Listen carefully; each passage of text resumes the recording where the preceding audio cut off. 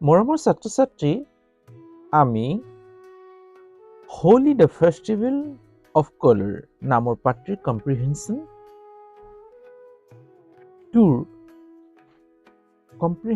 Tour প্ৰশ্নসমূহ আলোচনা কৰোঁ আহা। কম্প্ৰিহেনশ্যন টুত কৰিবলৈ কোৱা হৈছে right whether the following statements are true or false. Right লিখা। whether সাধাৰণ অৰ্থটো যদিও, সম্ভৱতঃ এনে অৰ্থ প্ৰকাশ কৰে। The following তলৰ statements উক্তিবোৰ বাক্যবোৰ are হয় true শুদ্ধ অৰটোৰ নিজা অৰ্থ বা আৰু false অশুদ্ধ। whether আৰু or যদি থাকে একেলগে তেতিয়া ইয়াৰ অৰ্থটো যদিও বা নতুবা তেনে অৰ্থ প্ৰকাশ কৰে। Write where the following statements are true or false. তলৰ উক্তিসমূহ শুদ্ধ নতুবা অশুদ্ধ লিখা। যিকোনো এটা লিখা। শুদ্ধ বা অশুদ্ধ যিকোনো এটা লিখা। এনে অৰ্থ প্ৰকাশ কৰিছে বাক্যটো। এতিয়া এ নম্বৰটো চোৱা। Arki is planning to go to Shillong during her holidays for Holi. Arki is planning মানে লক্ষ্য কৰা অৰ্থাৎ লক্ষ্য বনোৱা। আৰ্কিয়ে প্লানিং কৰিছিল অৰ্থাৎ লক্ষ্য স্থিৰ কৰিছিল টু গো টু শ্বিলং শ্বিলঙলৈ যাবলৈ। চোৱা ইয়াত ইটছ প্লানিংটোৱে ফিউচাৰ চেন্স প্ৰকাশ কৰিছে। যাবলৈ কি কৈছে প্লানিং কৰিছিল। এনেই ইটছ প্লানিং যেতিয়া থাকে তেতিয়া প্ৰেজেন্ট কণ্টিনিউয়াছ টেন্সত বুজায় বাক্যটো, কিন্তু ইয়াত ইটছ প্লানিং টু ইনফিনিটি লাগি আকৌ গৈছে। দুটা ভাৰ্ব আছে। চ' প্লানিং টু গো তাৰ মানে প্ৰথম ভাৰ্বটোৱে ইটছ প্লানিংটোৱে ফিউচাৰ চেন্স প্ৰকাশ কৰিছে অৰ্থাৎ যাব। ক'লে যাব? শ্বিলঙলৈ। ডুৰিং সময়ত, হাৰ হলিডেজ তাইৰ বন্ধত, ফৰ হোলী তাইৰ হোলীৰ বন্ধত আৰ্কিয়ে শ্বিলঙলৈ যাবলৈ প্লানিং কৰিছে। এই বাক্যটো শুদ্ধ না অশুদ্ধ আমি নিশ্চিত কৰিব লাগে। এতিয়া এই বাক্যটো আমি এনে জানো অশুদ্ধ, কিয় আমি কিতাপত লিখা আছে যে আৰ্কিয়ে নহয় ৰিদ্ধিহে যাব বিচাৰিছিল। এতিয়া চোৱা ৰিদ্ধিয়ে কৈছে I am going to Shillong. Riddhi says মই going যাম to Shillong শ্বিলঙলৈ। ৰিদ্ধি says শ্বিলঙে কৈছে মই শ্বিলঙলৈ যাম। হল গৈ আছো প্ৰকাশ কৰা নাই, এইটো ফিউচাৰ টেন্সৰে চেন্স প্ৰকাশ কৰিছে। মই শ্বিলঙলৈ যাম কোনে মানে গৈ থাকিম আৰু তেনেকুৱা অৰ্থ প্ৰকাশ কৰিছে। ৰিদ্ধি says ৰিদ্ধিয়ে কৈছে। আমি আচল কথালৈ আহোঁ যে বাক্যটো ৰিদ্ধিয়েহে কৈছে, গতিকে এইটো এটা অশুদ্ধ বাক্য হয় নহয়? কিতাপৰ মানে অশুদ্ধ বাক্য। গতিকে আমি ইয়াত 2 নম্বৰ টু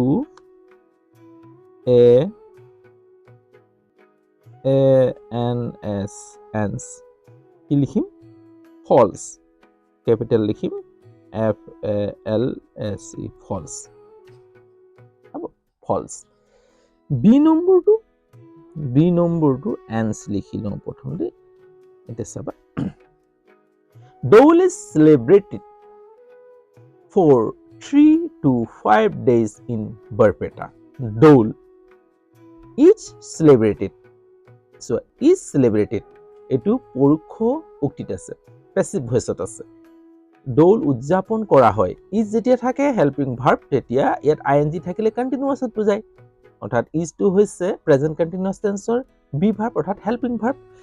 এতিয়া সেলিব্ৰেটেড আছে পাষ্ট পাৰ্টিসিপল, গতিকে ইজ সেলিব্ৰেটেড উদযাপন কৰা হয়, পালন কৰা হয় ফৰ 3 to 5 days 3 নতুবা 5 দিন, অৰ্থাৎ 3 পৰা 5 দিনলৈ পালন কৰা হয় ইন বৰপেটাত দৌল উৎসৱ 3 পৰা 5 দিনলৈ পালন কৰা হয় 3 নতুবা 5 দিন কেতিয়াবা 3 দিনতো শেষ হ'ব পাৰে নহয় 5 দিনো পালন কৰে এই বাক্যটো শুদ্ধ কিতাপত আমি পাইছোৱে চাবা কিতাপত লিখাই আছে দৌল is celebrated for 3 to 5 days in Barpeta তেন্তে আমি পালো যে বাক্যটো শুদ্ধ তেন্তে কি লিখিম এটো ট্ৰু লিখি দিম ক্যাপিটাল লিখিবা দেই TRUE ট্ৰু C নম্বৰ কি কৈছে চোৱা কীৰ্তনঘৰ is in বৰপেটা কীৰ্তনঘৰটো বৰপেটাত আছে কীৰ্তনঘৰ বৰপেটাত আছে অৰ্থাৎ কীৰ্তনঘৰ is in বৰপেটা কীৰ্তনঘৰ বৰপেটাত আছে অৰ্থাৎ কীৰ্তনঘৰ বৰপেটাত গতিকে ইয়াত কীৰ্তনঘৰটো আমি পাইছোৱে যে কীৰ্তনঘৰ ইয়াত পাইছো চোৱা দৌল উৎসৱ of Barpeta is closely related to কীৰ্তনঘৰ কীৰ্তনঘৰ বৰপেটাত আছে তোমালোকে পাৰিলে চাবলৈ যাব পাৰা দেই বৰ ধুনীয়া কীৰ্তনঘৰ বৰপেটাত আছে যেটো মাধৱদেৱে স্থাপন কৰিছিল হয় না মাধৱদেৱৰ দ্বাৰা বনোৱা হৈছিল কীৰ্তনঘৰ বৰপেটা এইটো শুদ্ধ TRUE D নম্বৰটো চাওঁ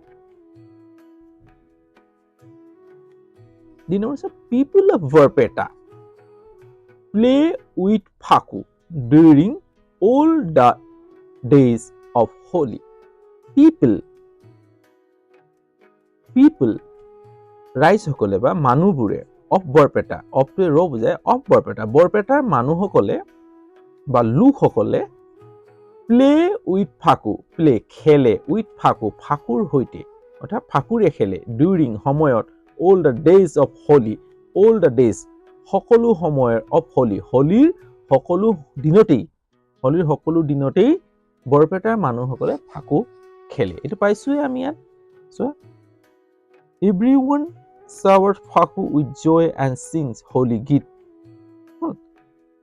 দিয়া আছে যে সেই হলিৰ সময়তে কি কৰে চাৰিওফালে বৰপেটাত কি কৰে হলি খেলে হয় নহয় এটো শুদ্ধ হ'ব ট্ৰু TRUE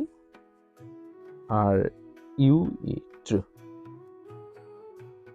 হ'ব ইয়াত এ নম্বৰটো অশুদ্ধ হ'ব ঋদ্ধি নহয় ঋদ্ধিয়ে হয় আর কি নহয় দেই বি সি ডি এই তিনটা শুদ্ধ এই তিনটা উক্তিটো শুদ্ধ স্টেটমেন্টটো শুদ্ধ আমি এই ধৰণৰে বুজিবলৈ চেষ্টা কৰিলো আৰু মই অলপ গাঁৱলীয়া ষ্টাইলতে তোমালোকক বুজাবলৈ চেষ্টা কৰিছো অৰ্থাৎ এটা অৰ্থটো যেতিয়া বিচাৰি যাওঁ তেতিয়া ইয়াৰ কি হয় সেন্টেন্সৰ অলপমান খেলিমেলি হৈ যায় গতিকে আমি এনেকা অকৰা পদ্ধতিতে শিকি গৈ থাকিব লাগিব দেই তেতিয়া আমি ডাঙৰ ক্লাছত গলে মানে এই অকৰা পদ্ধতিতে শিকি যাওঁতে আমাৰ প্ৰত্যেকটো শব্দৰ আমি অৰ্থটো গম পাম আৰু এটা শব্দৰ লগত আন এটা শব্দ যেতিয়া মিলি যায় অলপ অৰ্থটো বেলেগ ধৰণে প্ৰকাশ কৰে কেতিয়াবা গতিকে আমি এনে ধৰণে শিকি গৈ থাকিম আগলৈও এনে ধৰণে